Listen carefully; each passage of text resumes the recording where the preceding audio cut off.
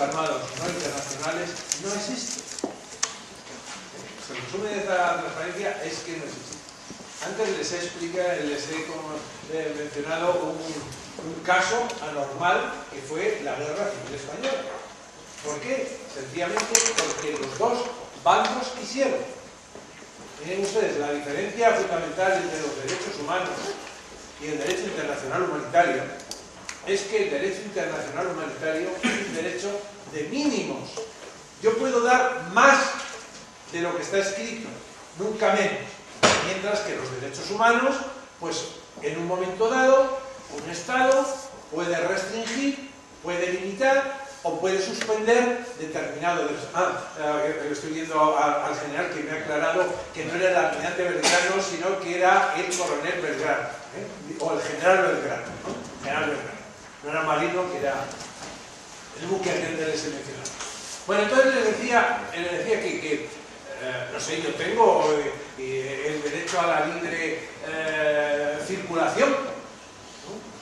Pero bueno, hace 2 años y medio el alcalde de París dice: todos los muchachos que vean menor de 18 años a partir de las 8 de la tarde, reunidos 3 personas, le pido la documentación, aviso a los padres, etcétera, etcétera. Les estás quitando un derecho humano, que es el de moverse.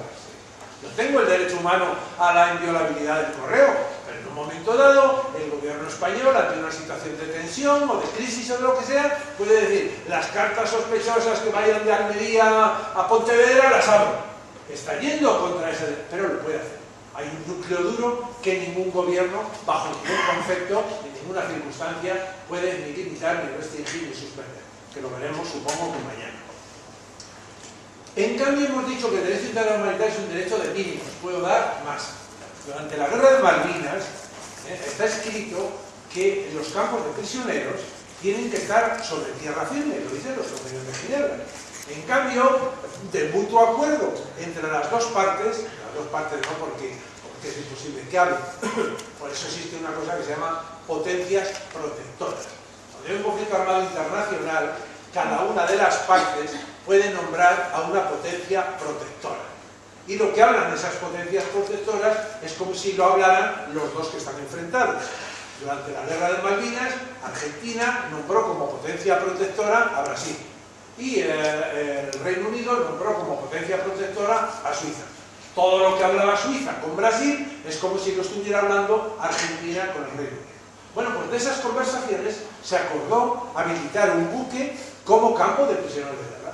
¿Y por qué? Porque el buque reunía mejores condiciones de habitabilidad que la tierra firme, porque había la meteorología adversa, el viento, el frío, etcétera, etcétera. O sea que siempre se puede dar por encima.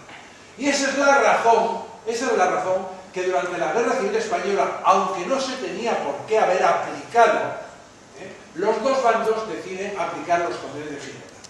Y fíjense ustedes, cuando después vienen los convenios después de la Segunda Guerra Mundial, la Guerra Civil Española va a ser un acicate a la hora de tenerlo. Volvamos a esto que la beligerancia dentro de los conflictos armados de carácter no internacional. Desde el punto de vista de derecho, ¿quién tiene la beligerancia?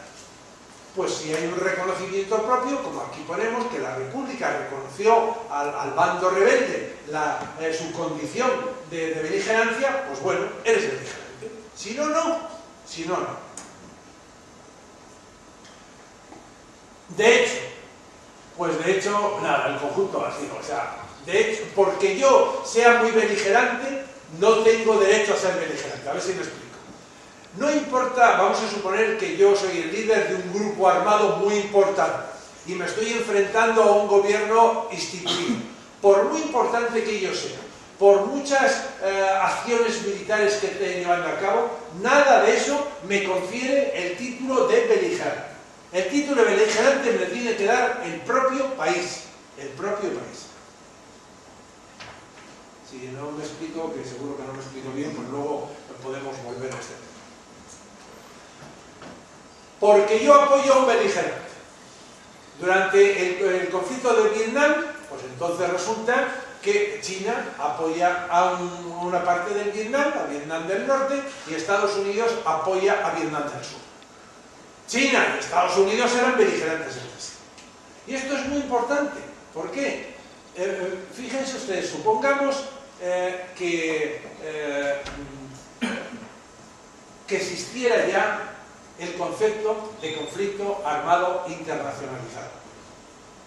Esto lo he vivido, bueno, pues fui a Chiapas y entonces cuando estaba el ejército zapatista allí en pleno auge y tuve una entrevista con el Procurador General de México. Y el Procurador General de México me decía: México no ratifica el protocolo segundo porque si le ratificáramos tendríamos que dar la beligerancia, el estatus de beligerancia al ejército zapatista. Y yo le dije, con todo mi respeto, señor Procurador, eso no es así. El que yo ratifique un convenio o un protocolo, solo me comprometo a cumplirlo, pero no me está cambiando el estatus del que está enfrente. Y entonces le dije, si hiciéramos toreo de salón, como decimos en España, vamos a suponer que en realidad era verdad, ¿no? Pero yo lo daba como una suposición. Vamos a suponer que México tiene conocimiento de que el ejército zapatista tiene cierto apoyo por parte de Guatemala, porque pasaba la frontera, porque allí descansaba, por lo que sea. A México le podía interesar declarar beligerante al ejército zapatista, porque en el momento que le declarara beligerante al zapatista, ante una beligerancia solo cabe la neutralidad. O sea, a partir de ese momento, si yo, México, le digo al ejército zapatista, eres beligerante para mí, todo el que te apoye es beligerante para mí. Luego entonces, ante esa declaración de beligerancia con el ejército zapatista, Guatemala tenía que adoptar, o no le volvía a apoyar para mantener la neutralidad, o si le seguía apoyando, tenía el riesgo de ser considerado beligerante. Entonces, cuando existe la beligerancia internacional en un conflicto internacionalizado, miren ustedes, vamos a suponer el caso de Vietnam, que estamos viendo aquí. No es lo mismo que uno del Vietcong tomara prisionero a uno de Vietnam del Sur, que entonces no le tomaría prisionero, pues le mataría o le tendría detenido, lo que sea, a que tomara prisionero a un americano o a que un chino tomara a un americano. Porque si un chino toma a un americano prisionero, es prisionero de guerra, porque los dos son países. Es como si fuera en un conflicto internacional, aunque sea internacionalizado. Mientras que si Estados Unidos captura a uno del Vietcong, no es un prisionero de guerra. Si quieren, luego podemos volver a eso. Pero vamos a ver. Y también hay decisión, que se da mucho, y además también cerca de nosotros. Aquí he apuntado el caso de Venezuela, cuando reconoce a las FARC, a la Fuerza Aérea Revolucionaria de Colombia, la reconoce. ¿Y para qué vale eso? Para nada. Ahora, aquí tenemos un caso cuando Alemania, ya saben ustedes, ¿quién es el primero que empieza a desgajarse en el conflicto de Yugoslavia? Eslovenia.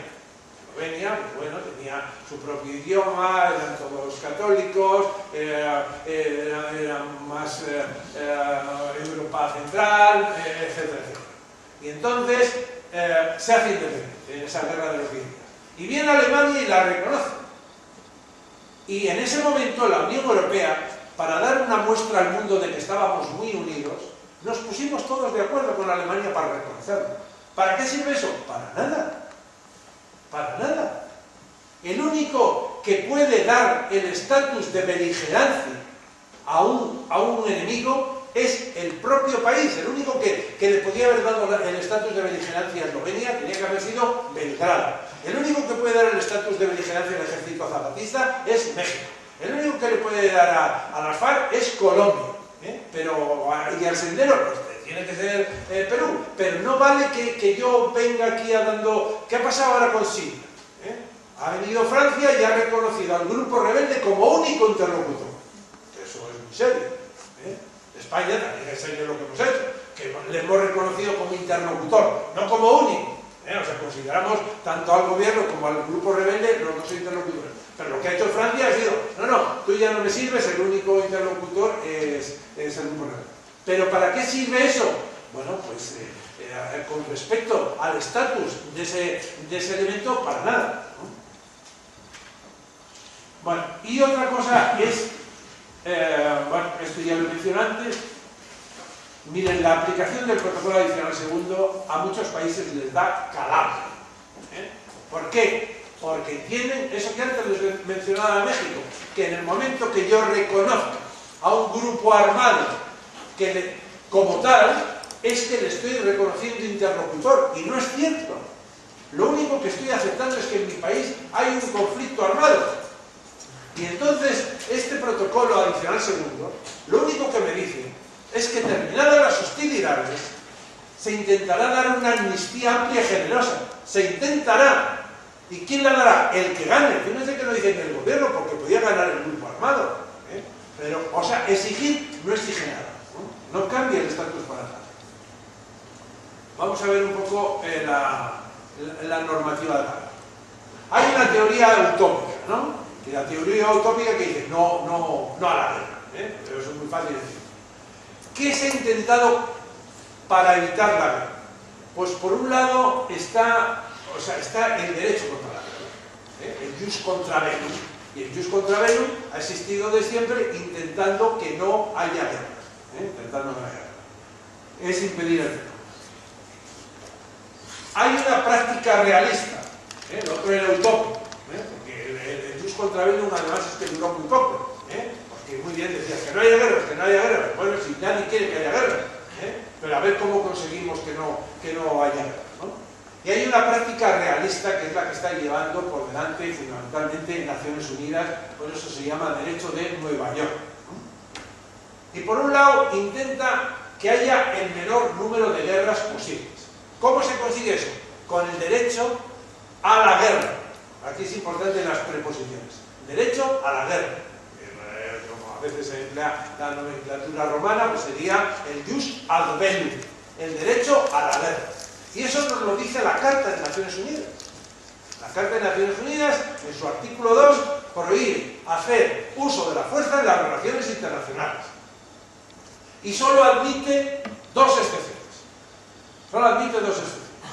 Una, la autodefensa. Si me has agredido, me puedo defender. Y otra, cuando está en riesgo la paz o seguridad internacional. ¿Quién es el oráculo capaz de decir que determinada situación en el mundo pone en riesgo la paz o seguridad internacional? El Consejo de Seguridad. O sea que, en definitiva, el derecho a la guerra me dice, tú solo puedes hacer la guerra, y por eso también a partir de la Carta de Naciones Unidas sale la guerra lícita y la guerra ilícita. ¿Quién tiene la guerra lícita? El que se defiende. ¿Quién tiene la guerra ilícita? El que agrede. El que agrede. Y solo es o porque me defiendo o porque el Consejo de Seguridad opina que una situación pone en riesgo la paz y seguridad internacional. Como este curso es de mucho nivel, pues también les digo una cosa, porque existe, aunque no se ha aplicado nunca.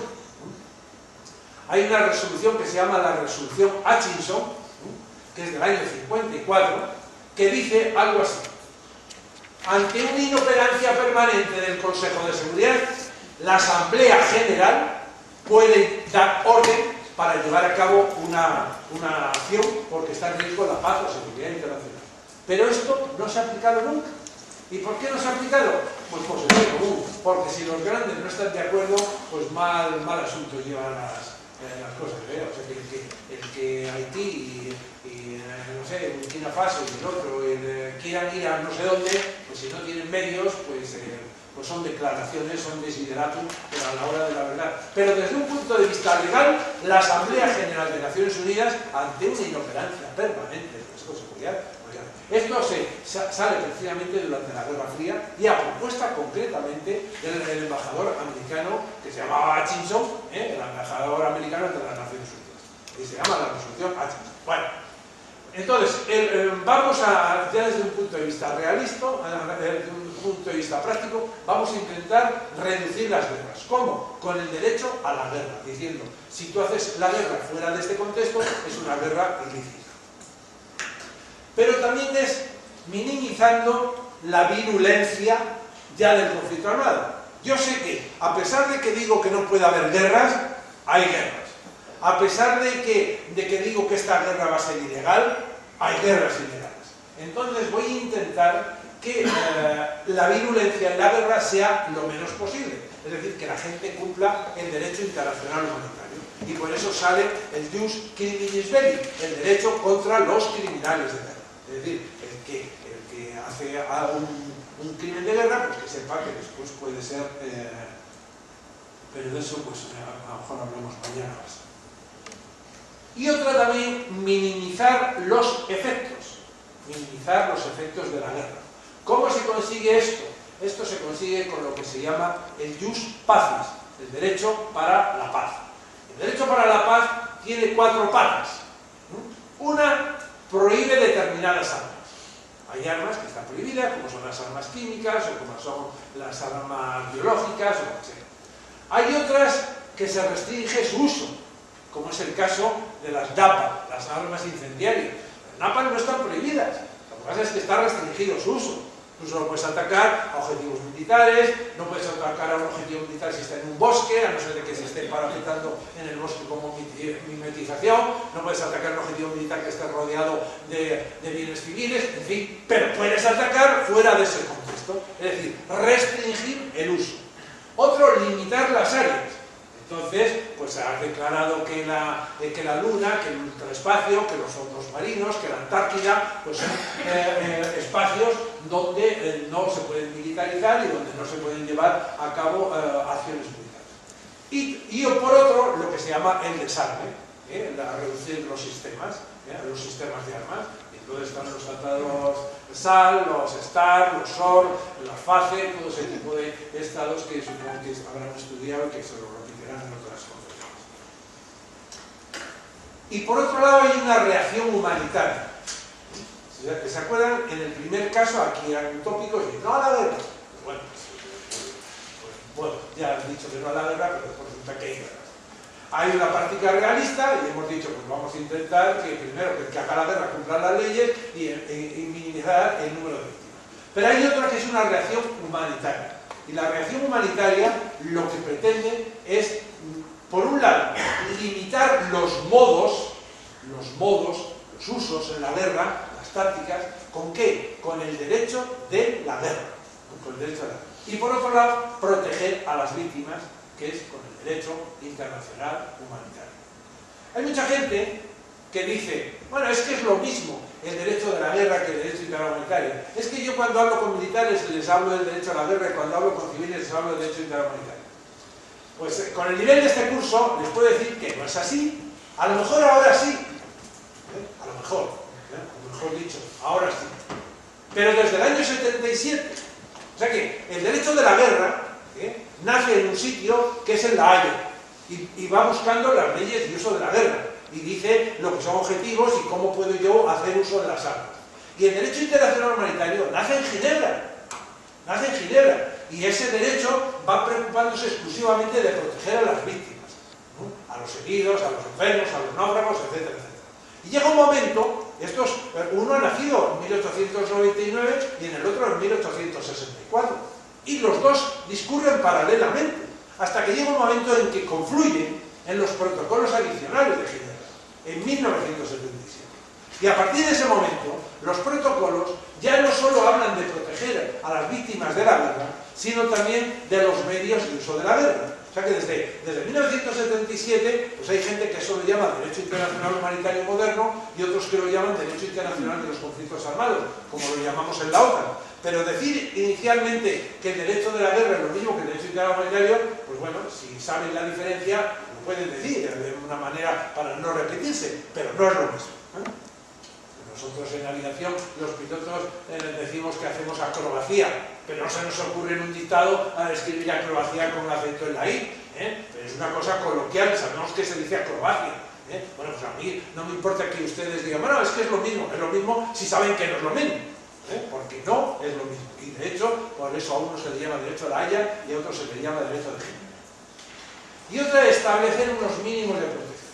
Y los mínimos de protección son los derechos humanos, concretamente el núcleo duro de los derechos humanos.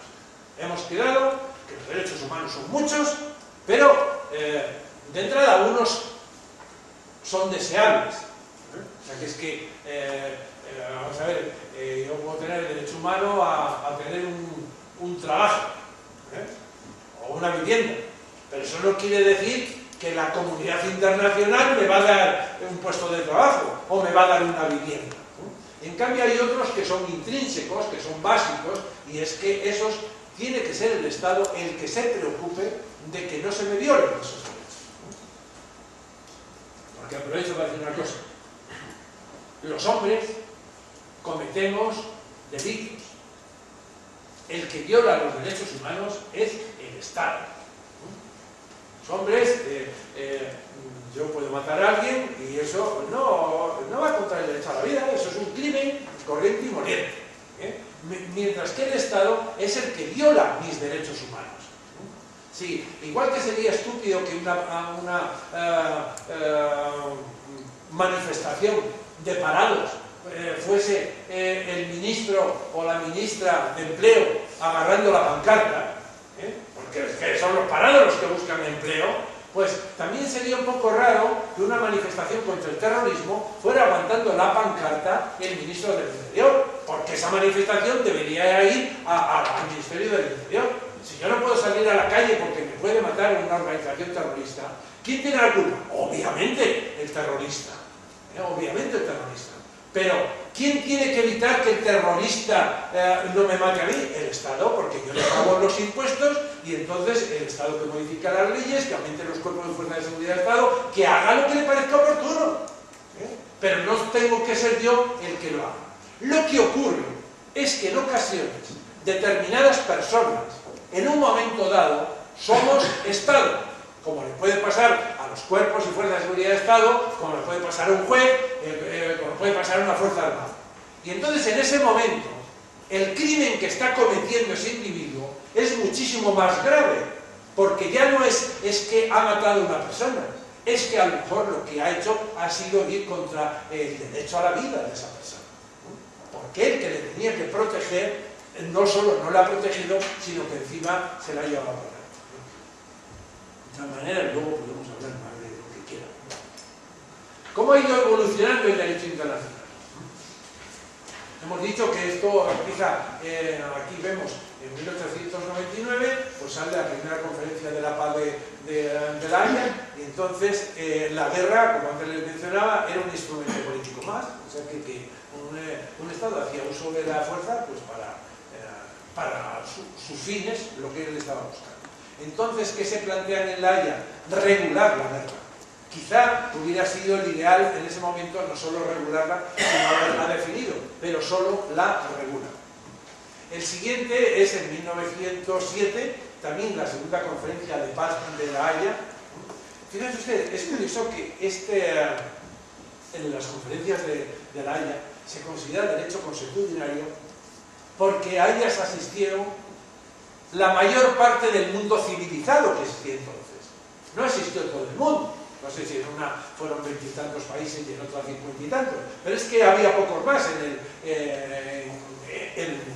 Y entonces, debido a esa respuesta internacional masiva, es por lo que se considera derecho consuetudinario. Bueno, entonces la ocupación se empieza a considerar como un acto hostil. Eso es por lo que antes, cuando les hablaba de los tres conflictos, ¿no se acuerdan? Tres conflictos internacionales, que decíamos que había 17 abiertos, 14 no internacionales y 3 internacionales. Uno de ellos es la ocupación que tiene Israel sobre Siria. O sea que la ocupación es una acción hostil continuada. Luego, en tanto en cuanto yo siga ocupando una parte del país, estoy haciendo una acción hostil, luego estoy en un conflicto armado permanente. Y entonces lo que se hace es definir la ocupación. Viene la Liga de las Naciones y como empiezan a proliferar los conflictos armados, ¿qué es lo que se hace?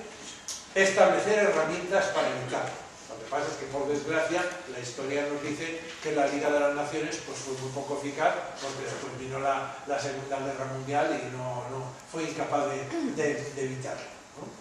Después vienen Naciones Unidas con la escalada armamentística que existe, sobre todo al principio, que acaba ahí con la desmembración de la Unión Soviética, y entonces es por lo que vas a salir el título este de renunciar a la guerra, no solo a la guerra de agresión que se había hablado antes, sino renunciar a la guerra de forma general. Lo que ocurre es que la realidad no ha sido esa, la realidad ha sido que ha existido, Y por último aparece la Corte Penal Internacional en el año 98.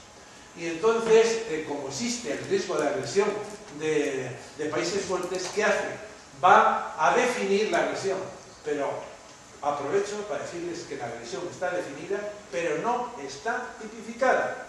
O sea, en el año 2010, en Kampala, se desarrolló la conferencia del Estatuto de Roma. Y entonces tenían en su hoja de ruta tipificar la agresión.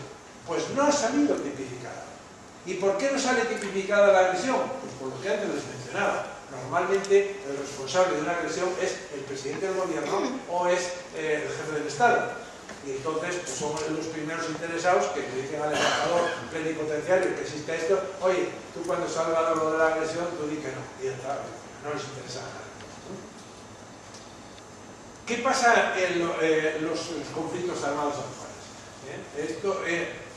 Esto está generalizado. Primero, el país intenta en los foros internacionales que no le califiquen de conflicto armado. Es decir, que en el momento que, como hay una escalada de la violencia, pues hay una violencia generalizada, y entonces intenta y dice, bueno, a ver si a mí no me califican como conflicto armado. No sé si puede tener una transparencia, pero he estado en distintas ocasiones en Colombia. Entonces en una pues iba a dar una charla al presidente Uribe, al vicepresidente Santos, al ministro de Defensa Santos, que es ahora el presidente, y a la cúpula de Estado. Entonces, no sé, pues, me siento muy identificado con Colombia, porque he ido muchas veces, lo he conocido, conozco todo Colombia, ¿no? Estaba ahí de asesor internacional de Naciones Unidas y he tenido que visitar pues, todas las zonas. Y yo me daba cuenta que los militares colombianos tenían una espada de Damocles encima, porque Uribe en un momento dado dice no hay conflicto armado. Entonces, si no hay conflicto armado, no se puede aplicar el derecho internacional de los conflictos armados. Solo se puede aplicar los derechos humanos. Y los derechos humanos a un militar le hacen comportarse como si fuera un policía, con lo cual se está uno cargando toda la posible eficacia que pudieran tener las Fuerzas Armadas. Y entonces, bueno, la transparencia por ahí estará, que era una yes no question, o sea que hay conflicto armado, y la respuesta, pues eso, si no es un gallego, pues dirá sí o no, no vale decir depende. Entonces, la repercusión de que digas sí a la repercusión de que digas no son totales, porque si no hay conflicto armado, no hay objetivos militares.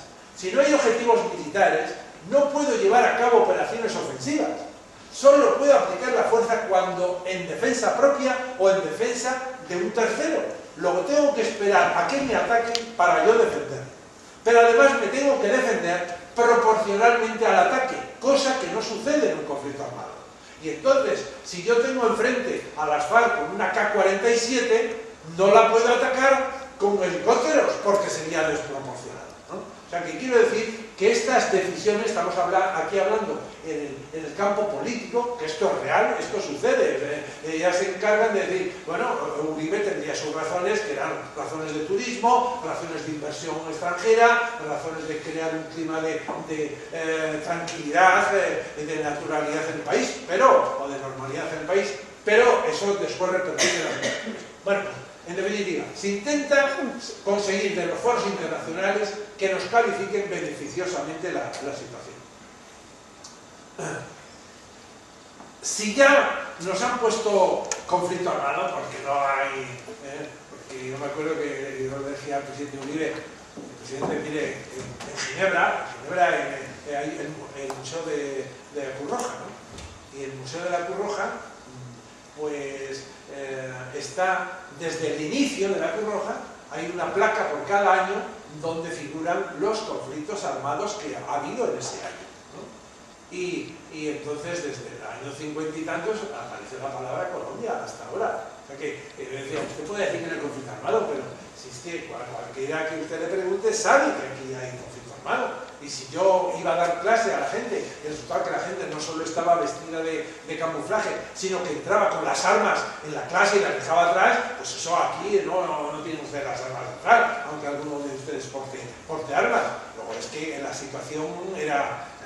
Bueno, pues si ya te tienes que quedar con el nombre de que tienes un conflicto armado, buscas que tenga matices, que sea un conflicto armado temporal, es decir, que no sea permanente, que sea un conflicto armado parcial, que sea un conflicto armado que no cumpla los requisitos del protocolo segundo, en definitiva, que sea un conflicto armado con matices, ¿no? Intentas mostrar normalidad en el país. ¿Y cómo lo intentas? Pues eso, organizando campeonatos de fútbol, si te lo dejan organizar, organizando competiciones, bueno, en Qatar se tuvo que quitar, pero bueno, porque estaba organizando competiciones automovilísticas, lo que sea. Intentando dar al mundo una sensación de que allí no hay conflicto armado.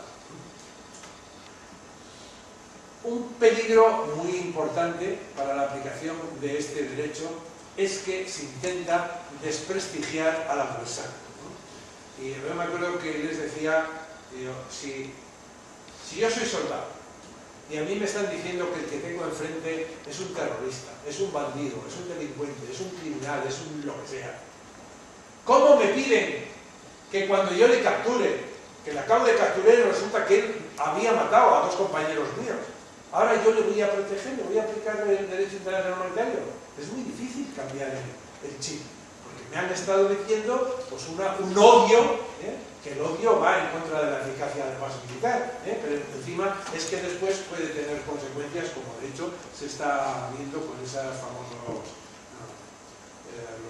falsos positivos.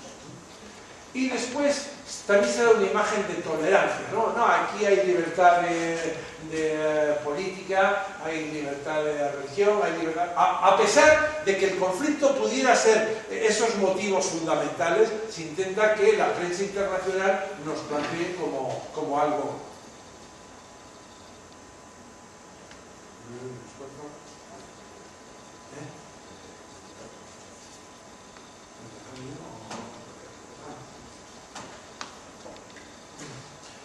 Cuando hablamos del derecho internacional, pues hay una contradicción aparente en la misma Carta de Naciones Unidas, ¿no?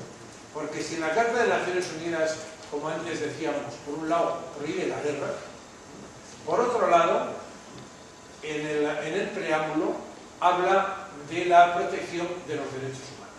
Es decir, fíjense ustedes, por un lado estamos diciendo aquí que nadie use la fuerza. Y por otro lado, estoy diciendo, tengo que defender la dignidad y el valor de la persona por todos los medios. Y eso, al principio, durante mucho tiempo, Naciones Unidas solamente se ha manejado cuando estaba en riesgo la paz o seguridad internacional. Pero últimamente, no es que han sacado de la manga, pero ha salido una resolución, no sé si habrán oído hablar ustedes, de R2P, R2P, ¿no? Que es la responsabilidad, responsibility to protect, la responsabilidad para proteger, que es precisamente la que se ha utilizado en Libia para llevar a cabo allí las operaciones. O sea que hemos dado un salto, que eso no estaba en la Carta de Naciones Unidas. En un momento dado se saca esto... lo sacó la Asamblea General, y entonces dice que un Estado tiene que ser capaz de proteger los derechos humanos de su gente. Si el Estado no es capaz de protegerle, está perdiendo su condición de soberano. Es algo así como diciendo, pues no vales para ser soberano, no vales para ser independiente. Porque hay que tener en cuenta una cosa, y es que yo les he mencionado varias veces que dentro de los derechos humanos existe lo que se llama el núcleo duro de los derechos humanos. Y el núcleo duro de los derechos humanos es lo que se llama jus cogens. ¿Y qué significa eso? Derecho imperativo. ¿Y qué significa derecho imperativo? Pues que nadie puede renunciar a ello. No me vale que a mí me salga un presidente de un país diciendo no, aquí tengo yo la firma de todos mis ciudadanos que han renunciado a cualquiera de estos derechos. Son derechos irrenunciables. Estos 5, que creo que hemos hablado varias veces, vamos a decir ahora en cuáles son estos 5 derechos. Realmente son 3 derechos y 2 prohibiciones. El primero es el derecho a la vida. Yo aquí les haría una pregunta. ¿Tiene algo que ver el derecho a la vida con la pena de muerte?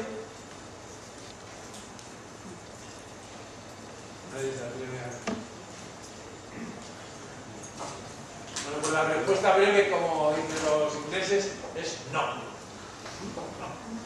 En Naciones Unidas existe un protocolo facultativo contra la pena de muerte. ¿Qué significa facultativo? Que se apunta el que quiere. ¿Quiénes nos hemos apuntado ahí? Los que no tenemos pena de muerte en nuestras respectivas legislaciones. O sea, no ha habido un solo país del mundo que haya dicho voy a quitar la pena de muerte para incorporarme a este protocolo facultativo, ni tampoco ha habido ningún país que ha dicho como me he incorporado a este protocolo facultativo, elimino la pena de muerte de mi código. O sea que la pena de muerte es una cosa y el derecho a la vida es otra. ¿Cuál es el siguiente derecho? El juicio previo, el proceso justo. Y el último derecho, la igualdad ante la ley. Ahora que está muy de moda la igualdad ante la ley. La igualdad ante la ley hay que interpretarla sobre la ley misma, no sobre los jueces. Los jueces después harán lo que les parezca oportuno.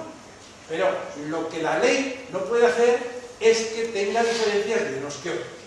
Entonces, si yo estoy en un país, cometo un crimen, me hacen un proceso justo, en el que mi abogado defensor ha dispuesto de la instrucción para verla con el tiempo suficiente y en el idioma que él necesitaba y sabe todo. Y a mí me aplican la igualdad ante la ley, no me dicen como usted es extranjero, como usted es alto, como usted es bajo, como usted es mujer, como usted es hombre, y como consecuencia de eso es pena de muerte, pues ahí me quedé con la pena de muerte, como le hubiera pasado a cualquiera que hubiera cometido el mismo delito en ese país. Por eso es por lo que estamos hablando que el derecho a la vida no tiene nada que ver con la pena de muerte.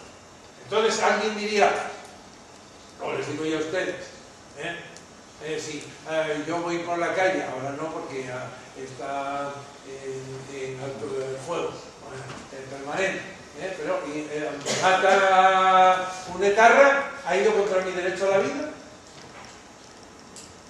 Pues no. Es una organización terrorista y poco terrorista sería si no se dedicaba a generar terror, porque no sé, le pagan o se han apuntado para eso. Hemos quedado que lo que yo cometo son crímenes. Lo que comete el etarra es crimen. ¿Quién viola los derechos humanos? El Estado. Lo que pasa es que a veces nosotros somos Estado, pero el etarra nunca puede ser Estado. No sé si... ¿Cuál sería una violación al derecho de la vida clara? Vamos a suponer que yo voy a llevar a cabo una operación. Y para llevar a cabo esa operación me han dado 15 soldados. Durante el camino me encuentro a un espía. Y resulta que en mi código penal el espía es pena de muerte. Y digo, si yo dejo aquí 2 soldados para custodiándole a este hasta que venga un refuerzo, ya no puedo cumplir la misión. Si me retraso para llevarle hasta otro escalón, tampoco puedo cumplir la misión. Le pego 2 tiros, porque le van a matar en cuanto llegue allí. Eso sí que sería derecho a la vida. ¿Y por qué? Porque es más que un crimen. Porque yo en ese momento soy el Estado. Y entonces una de las cosas, cuando yo capturo a alguien, no le estoy capturando yo, le está capturando España. Y entonces responde de esa persona España, no respondo yo. Yo responderé ante España, pero España responde de esa persona. Igual que los prisioneros de guerra. Los prisioneros de guerra no son del que lo captura, sino de la potencia detenedora. Entonces, como yo en ese momento soy Estado, estoy representando a mi país, todo lo que yo haga, claro, la culpa la ha tenido mi país de que a una persona que no era de fiar, que no era mi caso, me han dado un arma, o me han dado una autoridad, o me han dado una responsabilidad. Y hemos dicho que eran 5, hemos dicho que eran esos 3 derechos, y hay 2 prohibiciones. Hemos quedado que ninguno de estos derechos, bajo ningún concepto, en ninguna circunstancia, se pueden limitar, suspender, restringir o no. Uno de ellos es la prohibición de la tortura. La prohibición de la tortura. No vale decir, este señor es que sabe tanto que necesito torturarlo para sanarlo.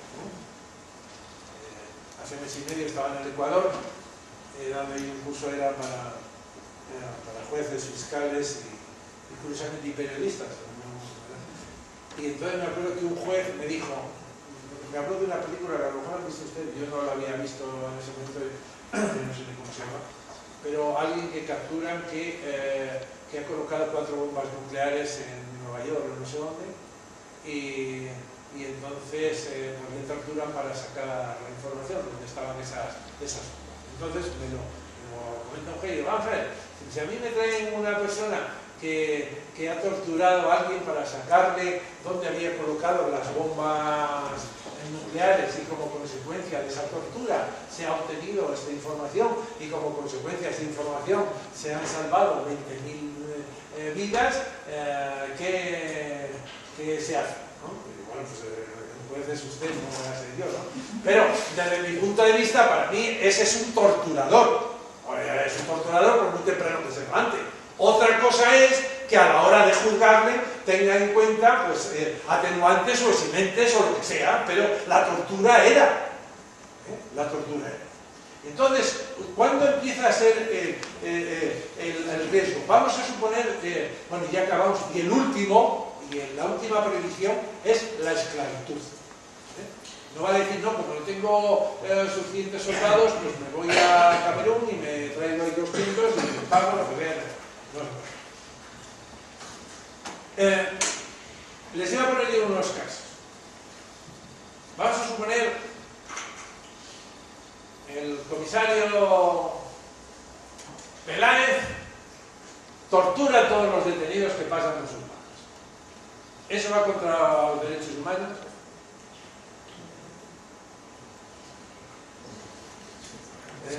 Vamos a suponer el teniente Castillo que maltrata a todos los subordinados que tiene.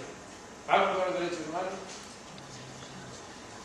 El juez Peñalba que dicta sentencia según le dan dinero. ¿Eso va contra los derechos humanos? Pues la respuesta primera es no.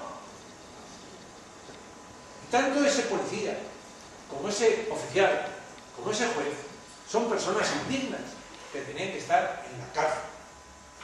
Lo que ocurre es que si en lugar de decir el comisario de policía tortura a los detenidos, le digo, la policía de este país tortura a los detenidos, ¿va contra los derechos humanos? Sí. La oficialidad de este país maltrata a los subordinados, ¿va contra los derechos humanos? Sí. La judicatura de este país está prevaricando constantemente, ¿va contra los derechos humanos?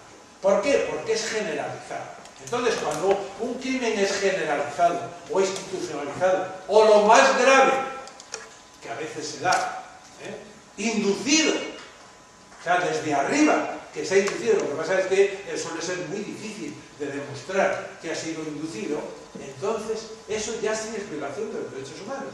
No es un crimen aislado, no es un crimen de una persona, sino que es el país. Yo les mencionaba que he sido en 3 ocasiones consultor de las Naciones Unidas para los derechos humanos. Cuando Naciones Unidas te manda a un país, manda equipos de 3, ¿no? Que obviamente los 3 son extranjeros con respecto a ese país. Y entonces te pueden mandar o bien a un país para ver qué derechos humanos se están violando, o bien a una serie de países que suelen ser cercanos de una región, para ver cómo se está respetando o violando un derecho humano en concreto. Pero cómo lo están respetando o violando los estados. No te dicen, y a ver, tráeme nombres de quién lo viola. No. A ver cómo se está respetando ese derecho humano. O sea, la responsabilidad de los derechos humanos, como ya hemos insistido varias veces, ¿qué tiene Naciones Unidas para solucionar las controversias? Pues tiene unas medidas preventivas, que son las típicas medidas convencionales, que antes las hemos hablado, de que vamos a intentar reducir las armas, vamos a intentar reducir las ojivas, o los vectores, o lo que sea. Vamos a prohibir determinadas armas, vamos a proteger determinados colectivos, o vamos a limitar determinadas armas. Eso serían medidas preventivas, antes de que pase nada. ¿En qué se apoyan? Como ahí vemos, se apoyan en el capítulo 6 de la Carta. Hay unas medidas previas que son medidas diplomáticas. Esas medidas diplomáticas pues intentan, antes de que cuando empieza la tensión o la crisis, que de forma diplomática pues se llegue a un arbitraje o a la diferencia que hace Naciones Unidas entre tensión internacional y crisis internacional. En Naciones Unidas dice, hay una tensión internacional cuando entre dos países sobre un elemento hay intereses opuestos. Y dice, hay crisis internacional entre dos países cuando sobre un elemento, sobre un aspecto, la pesca o las aguas o lo que sea, hay intereses incompatibles. O sea, no es lo mismo que haya opuestos. ¿Cuál es la diferencia? Pues que si hay opuestos, Naciones Unidas entiende que puede haber un arbitraje, como ahora este catedrático que han nombrado ahí en Liberia, a ver si se pone de acuerdo con unos y otros, se pueden sentar a un lado de la mesa, uno cede, el otro cede y pueden llegar a un acuerdo. Mientras que si los intereses son incompatibles, Naciones Unidas interpreta que no va a haber un acuerdo, porque no hay opción de llegar al acuerdo. ¿Por qué hace Naciones Unidas esta escalada de la violencia? Porque se prepara para lo próximo que pueda haber. Naciones Unidas tiene, como ustedes saben, 3 presupuestos. Tiene un presupuesto ordinario para pagar los sueldos, para pagar la electricidad, para pagar los alquileres, para pagar lo que sea. Tiene otro presupuesto que es el operacional, que es para las operaciones de paz. Y tiene otro presupuesto que es el voluntario. El presupuesto voluntario, como su propio nombre indica, pues recibe el dinero que los países quieren darle. ¿Para qué vale esto? Pues por ejemplo, para el Alto Comisionado de Naciones Unidas para los Derechos Humanos, para el Alto Comisionado de Naciones Unidas para los Refugiados, para Palestina, en fin, para ciertas cosas. Pero tanto el ordinario como el operacional se aplica una fórmula a cada país y lo que sale, pues eso es lo que tenemos que pagar cada uno de los países. El problema de Naciones Unidas es que cuando hace el presupuesto para el año que viene, el operacional, el de las operaciones de paz, parte de lo que sabe en este momento. Es decir, qué operaciones de paz están abiertas. Y tiene unas estimadas, que probablemente en junio acaba la del Líbano, y en no sé dónde, y entonces hace sus cálculos presupuestarios.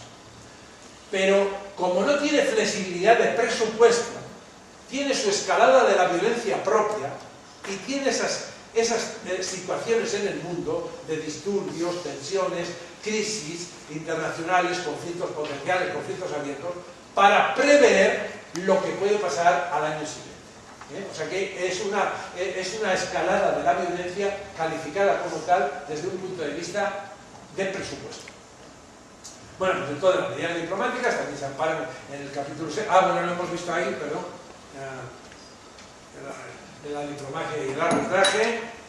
Hay después unas medidas alternativas que pueden ser políticas o administrativas, que hay ruptura de qué, ruptura pues, de comunicaciones, ruptura de llamada de embajadores, o consulta a embajadores, o no sé, bloqueos de cuentas corrientes. Pero también ya aquí, como ven, empieza a funcionar la Fuerza Armada. y puedes hacer despliegues cerca de las fronteras o ejercicios próximos a las aguas territoriales de un país en el cual existe un riesgo contra la paz o seguridad internacional. Las medidas finales son medidas militares, que ya son medidas, por ejemplo, la imposición de la paz o la injerencia humanitaria. ¿Cuál es la injerencia humanitaria? Pues usar la fuerza para que la ayuda humanitaria o la asistencia humanitaria llegue a quien tiene que llegar. O sea, si yo quiero que el pan no se quede en los señores de la guerra para volverlo a revender, pues tendré que aplicar la fuerza para que el pan llegue a los que lo necesitan. Si he mandado unos quirófanos para pues lo mismo, etcétera, etcétera. Y después están estas medidas, otras medidas que podríamos llamarlas policiales, que no estaban contempladas en la Carta de Naciones Unidas. Por eso a alguien se le ocurre decir que estaban en el capítulo 6,5, porque no estaban ni en el 6 ni en el 7, ¿no? Y son la mantenimiento de la paz, la consolidación y el establecimiento. Y entonces, si les parece, nos paramos aquí, por si acaso tienen alguna pregunta y la sé, pues yo encantado de hacer un texto.